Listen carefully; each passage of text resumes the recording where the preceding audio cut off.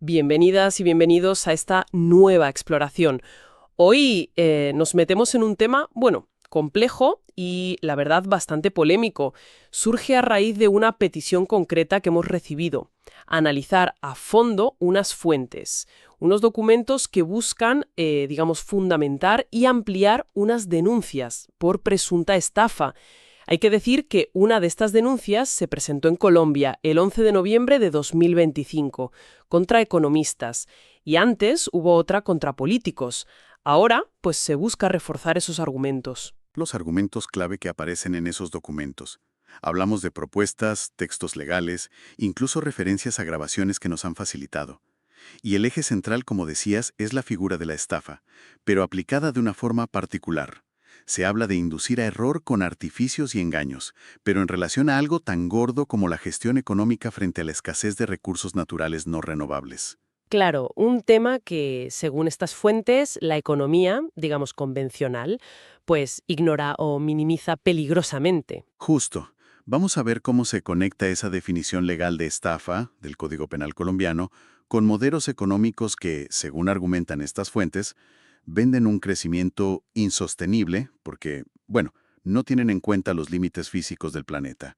Analizaremos los datos que presentan sobre recursos, los ejemplos que dan, como la deuda global o las promesas políticas, que tachan de engañosas, y también cómo usan la presunta violación de derechos, como el derecho a la ciencia, para darle más fuerza a la acusación ante la Fiscalía. Vale.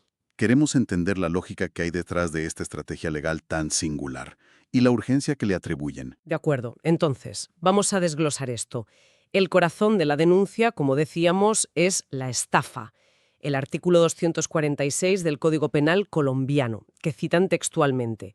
Dice que comete estafa quien obtenga un provecho ilícito para sí o para otro, causando un perjuicio a un tercero, induciéndolo o manteniéndolo en error con artificios o engaños. Vale. Y la tesis aquí, la idea fuerte, es que ciertos economistas y políticos, al promover modelos de crecimiento infinito y hacer promesas que, bueno, chocan con la realidad de un planeta finito, pues estarían haciendo justo eso: inducir a error a la sociedad. Claro. Vender una visión de futuro que, según estas fuentes, es imposible, materialmente inviable. Y aquí es donde el planteamiento se pone interesante, ¿no? Porque no hablan solo de malas políticas o de errores de previsión que, bueno, eso pasa. No, apuntan a un presunto engaño deliberado. Un engaño sobre si nuestros sistemas, tal como están montados, pueden sostenerse a largo plazo. O sea que el error que inducen sería hacernos creer que podemos crecer sin parar y que todo irá bien con los modelos actuales. Exacto. Y el perjuicio ajeno, aquí también le dan una vuelta. Argumentan con mucha fuerza, y critican interpretaciones anteriores de la Fiscalía. Mencionan un caso con una tal fiscal Enciso Martínez. Dicen que el perjuicio no es solo perder dinero directamente, una persona concreta. No. Ajá. Sostienen que es un perjuicio colectivo, masivo, y que se verá sobre todo a futuro. Agotar recursos que no volverán, la inestabilidad social que eso puede traer, deudas impagables, sistemas de pensiones que no se sostienen. Claro. En fin, deteriorar la vida de las próximas generaciones. Entendido. Y para apoyar esa idea de inviabilidad, de límites físicos, pues aportan datos. Datos bastante concretos sobre cuándo se podrían agotar ciertos recursos clave. Aquí la cosa se pone, bueno, muy interesante. Y también peculiar por la fuente que citan para algunos datos. Dicen que vienen de consultas con algo que llaman inteligencia angelical. Nosotros presentamos esta información tal cual aparece en los documentos base, ¿vale? Manteniendo nuestra neutralidad sobre esa fuente en sí. Claro, es importante aclararlo. Los datos que presentan pues son impactantes. Estiman, por ejemplo, que las reservas mundiales de petróleo darían para unos 47 años al ritmo actual.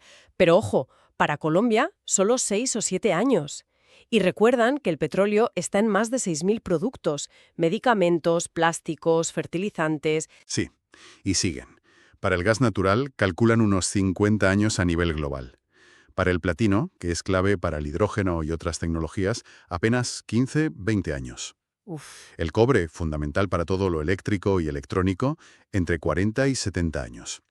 El litio, con la demanda disparada por los coches eléctricos y la posible fusión nuclear, podría agotarse en menos de 20 años si el consumo sigue así. Madre mía. El fósforo, esencial en agricultura, entre 50 y 100 años. Es una lista que Que preocupa, la verdad. Y no acaba ahí. Alertan también sobre la infraestructura de Internet.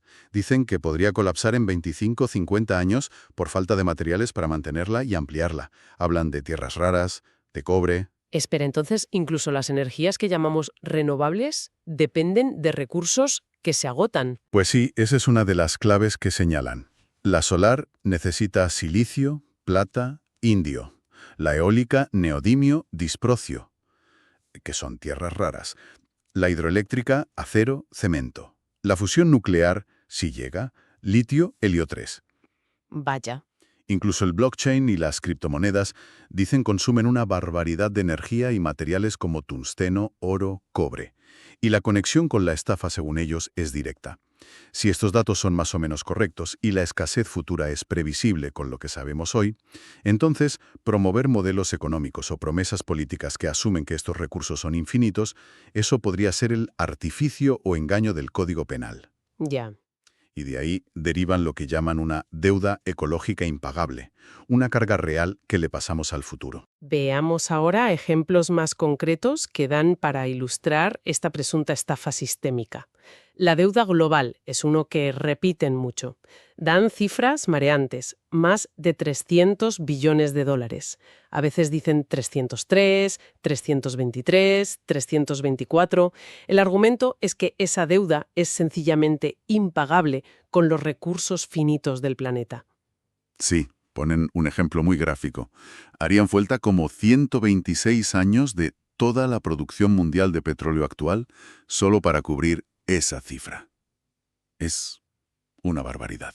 Si es así, ¿cómo se sostiene el sistema financiero? ¿Cómo sigue funcionando con esa deuda creciendo? Justo ahí va la crítica más dura de las fuentes, al diseño del sistema financiero actual. Señalan la creación de dinero y deuda ex nihilo, o sea, de la nada, tanto por bancos privados con la reserva fraccionaria como por los bancos centrales. Dicen que así se crea deuda sin respaldo real en recursos físicos. Y eso beneficia a unos pocos, supongo. Argumentan que sí, que beneficia a una minoría que controla esos mecanismos, mientras las cargas, incluida esa deuda ecológica, se imponen a la mayoría y al planeta. Y conectan esto directamente con la inestabilidad de los sistemas de pensiones. Dan cifras globales, unos 63 billones de dólares en activos de fondos de pensiones. ¿Vale? Y subrayan que mucho de eso está invertido en esa misma deuda, pública y privada, que consideran impagable a largo plazo por los límites de recursos. O sea que ven los sistemas de pensiones actuales como... Como pirámides insostenibles, porque dependen de que la economía crezca siempre y de que esas inversiones en deuda sean rentables. Y ellos creen que ninguna de las dos cosas es viable en un mundo finito. Entiendo. Otro ejemplo que mencionan a menudo, las promesas políticas. Se refieren a promesas de campaña sin cuantificar, sin decir cuántos recursos hacen falta o cómo afectarán a las cuentas públicas.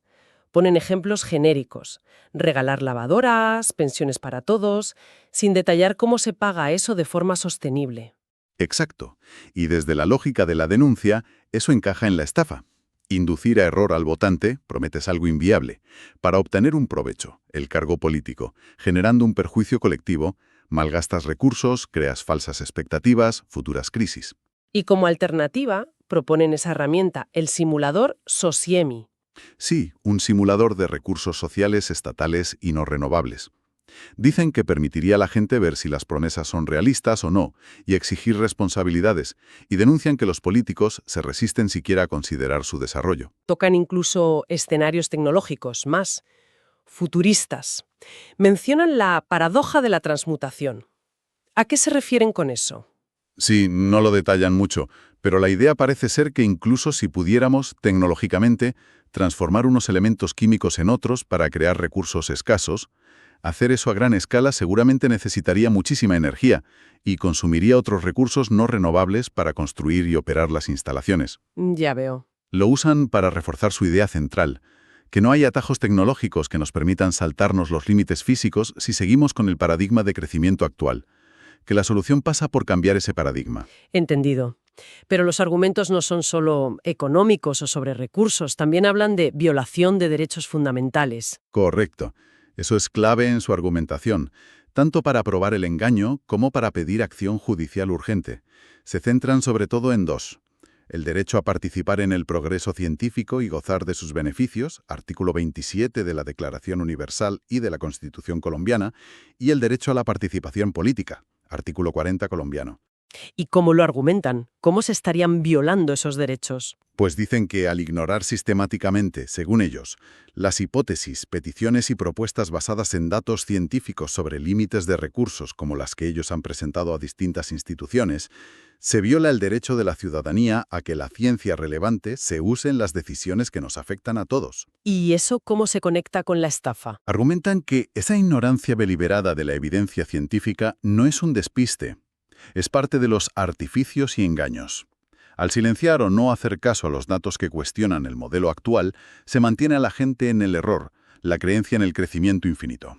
Y eso es un elemento clave de la estafa. Vale. Citan ejemplos concretos de peticiones que dicen haber hecho para evaluar sus hipótesis o desarrollar el simulador SocioMemi. Y afirman que han sido ignoradas o rechazadas sin justificación técnica. Y van más allá. Dicen que esa inacción de funcionarios públicos, fiscales, jueces, magistrados, ante la evidencia y las peticiones, podría ser prevaricato por omisión, un delito del Código Penal colombiano, no hacer lo que tienes obligación de hacer como funcionario. Entiendo. Y que negar herramientas, como SocioMemi, viola el derecho a la participación política efectiva, artículo 40, porque impide a los ciudadanos controlar de forma informada la gestión de lo que es de todos. O sea que la violación de derechos sería una prueba más. Tanto de los artificios y engaños, porque impides el debate informado, como del dolo, de la intención consciente de engañar, por parte de quienes mantienen el sistema actual a pesar de las advertencias. Lo cual nos devuelve al objetivo inmediato de todo esto, que la Fiscalía en Colombia actúe sobre las denuncias. Las fuentes muestran mucha frustración por archivos anteriores o falta de avances.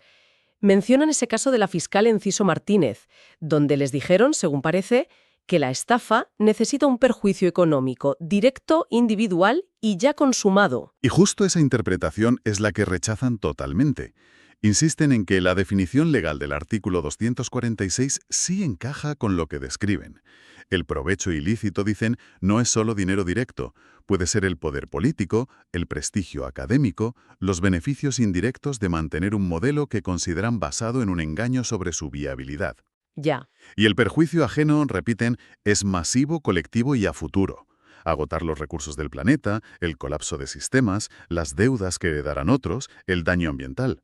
La presunta violación de derechos como el de la ciencia, art. 27, la usan como prueba adicional de los artificios y engaños y del dolo. La urgencia es un tema constante en todo el material, ¿verdad?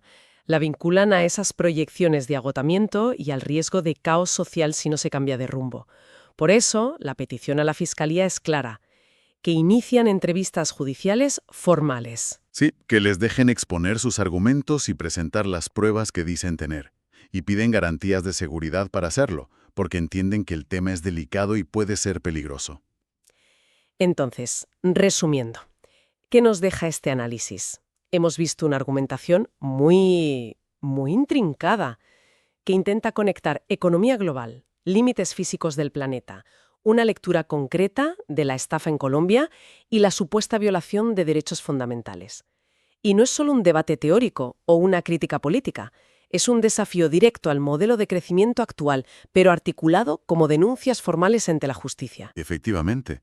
Y claro, todo esto nos deja una pregunta final en el aire. Una pregunta compleja, para darle vueltas.